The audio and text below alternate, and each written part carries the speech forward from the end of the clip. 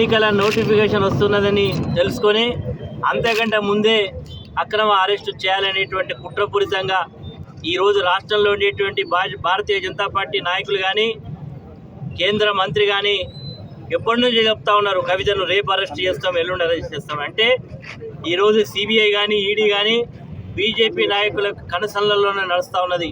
వారి డైరెక్షన్ మేరకే ఈరోజు ఎవరి మీద కేసు పెట్టాలి, ఎవరిని అరెస్ట్ చేయాలి వారి నిర్ణయం చేస్తూ ఉన్నారు.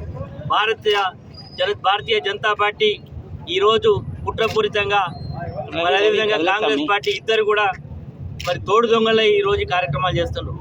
బడే బాయ్ నరేంద్ర మోడీ అయితే చోటే బాయ్ రేవంత్ రెడ్డి, బడే బాయ్ చోటే బాయ్ ఇద్దరు ఒక్కటై ఈరోజు భారత రాష్ట్ర సమితిని ఎదుర్కొనేటువంటి పరిస్థితులు లేక ఈరోజు అక్రమ కేసులు పెడతా ఉన్నారు.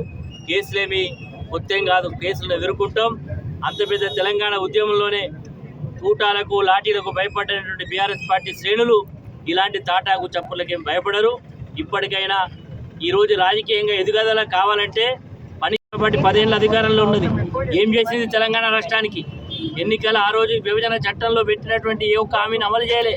ప్రత్యేకంగా ప్రాజెక్టులకు నిధులు ఇవ్వలే, ట్రైబల్ యూనివర్సిటీకి డబ్బులు ఇవ్వలే, కాజీపేటలో కోచ్ ఫ్యాక్టరీ రాలే, బయ్యారంలో ఇనుప కర్మాగారం రాలే, ఏమి రాలే. వట్టి చేతులతో వస్తున్నారు, వట్టి చేతులతో పోతా ఉన్నారు.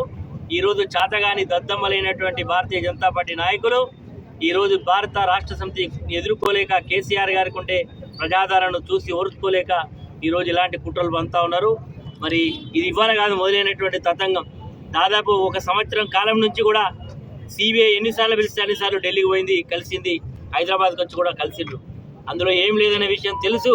కానీ రేపు ఎన్నికలు వస్తున్నాయి. ఎన్నికలలో మరి ఒక కుట్రపూరితంగా బీఆర్ఎస్ పార్టీ శ్రేణులను కేసీఆర్ గారిని మానసికంగా ఇబ్బంది పెట్టాలనేటువంటి కుట్రలో భాగంగా ఇవి చేస్తూ ఉన్నారు. ఆమెపై చేసినటువంటి అరెస్టును తీవ్రంగా ఖండిస్తున్నాం. మరి తప్పకుండా పెట్టినటువంటి కేసులను బేషరతుగా ఉపసంహరించుకోవాలని కూడా డిమాండ్ చేస్తున్నాం. అదేవిధంగా